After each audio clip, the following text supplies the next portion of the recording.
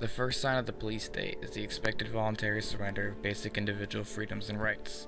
Appointed leaders representing specific populaces and districts will agree that under the guise of security, everyone must give up a set amount of their liberties. Of course, those who trade their liberty for security deserve neither. To prevent fear from spreading like wildfire throughout the nation, measures will have to be addressed in order to calm the public and continue the encroachment of the police state. This means free speech zones will be established, as well as a close watch on mainstream and independent journalists alike. Chicago Mayor Rahm Emanuel is giddy about his city hosting the NATO and the G8 summits later this year, but it may not be for the reasons you think. While Chicago's City Hall expects the two summits to be a boon for tourism and for the stature of the city, Mayor Emanuel is also using the summit as cover to impose permanent restrictions on Chicago residents' right to protest against the government. In December, Mayor Emanuel submitted protest restrictions promising they would be, quote, temporary and were appropriate for the summits, but now the mayor's office admits the restrictions will be permanent. Emanuel's proposals would limit the hours for legal demonstrations, add new requirements for permission to demonstrate, and reinstate George W. Bush's infamous free speech zones. Hey, Mr. Mayor, the whole country is a free speech zone. Just read the First Amendment. The police state appears to be live and well in Rambo's Chicago.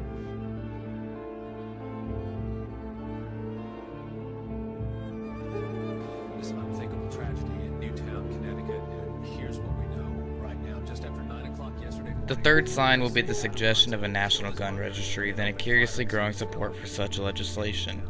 Citizens will have to be pitted against each other using tactics such as class warfare, religious intolerance, and racial indifferences in order to eschew real statistics and facts. Soon, enforcement of such registry will begin.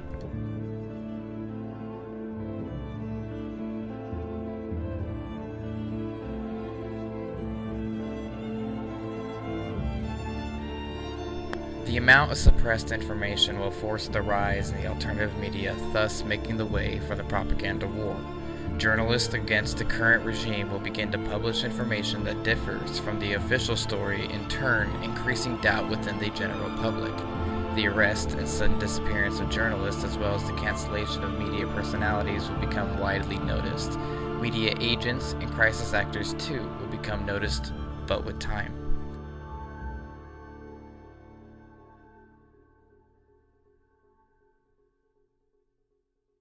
My name is Robert Whitaker. I'm the Tactical Supervisor for El Paso SRT for Homeland Security Investigations. Well, we have our big vehicle out here. It's an armored vehicle. It's an MRAP vehicle. It's mine resistant, ambush protected. That's what it stands for.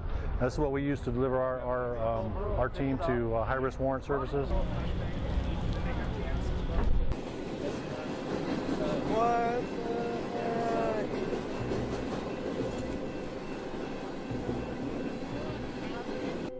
The fifth and one of the most obvious signs of the police state is the unexplainable purchases of top-grade lethal ammunition, weapons, and tactical vehicles.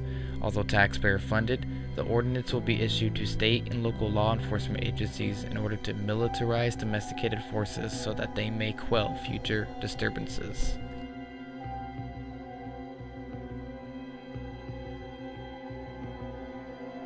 And Secretary of State John Kerry is in Paris this morning, but he may get an unwelcome reception. The French foreign minister summoned the U.S. ambassador, demanding answers about NSA spying. A French newspaper reports the NSA collected more than 70 million phone records between December and January, and Mexico is also condemning the alleged U.S. surveillance. Documents from leaker Edward Snowden reportedly show the NSA accessed the public email account of former President Felipe Calderón.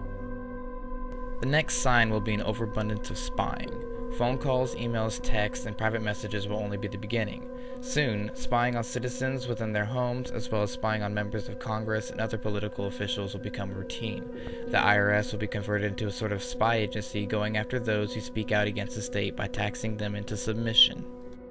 Increased secrecy involves scandals such as cover-ups and smokescreens. However, because of the frequency of these events and the differences between the official stories and the viewpoints of the alternative media, answers will be demanded by larger groups, thus compromising the information flow controlled by the state. This in turn will ignite the whistleblowing trend.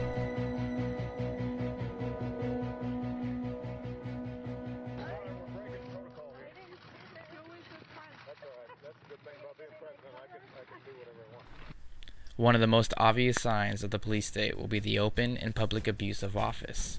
Whether it is the position of commander-in-chief or town mayor, a dictator-type mentality will begin to surface amongst those once believed to only serve the interests of the people.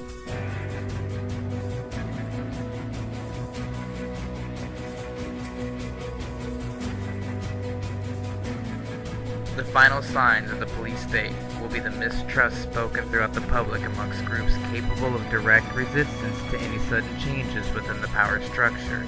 These groups will face harassment, even false propaganda attacks and setups, which leads to the next sign of the encroaching police state.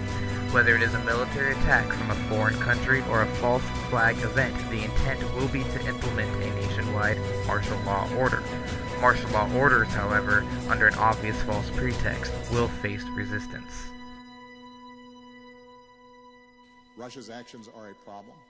They don't pose the #1 national security threat to the United States.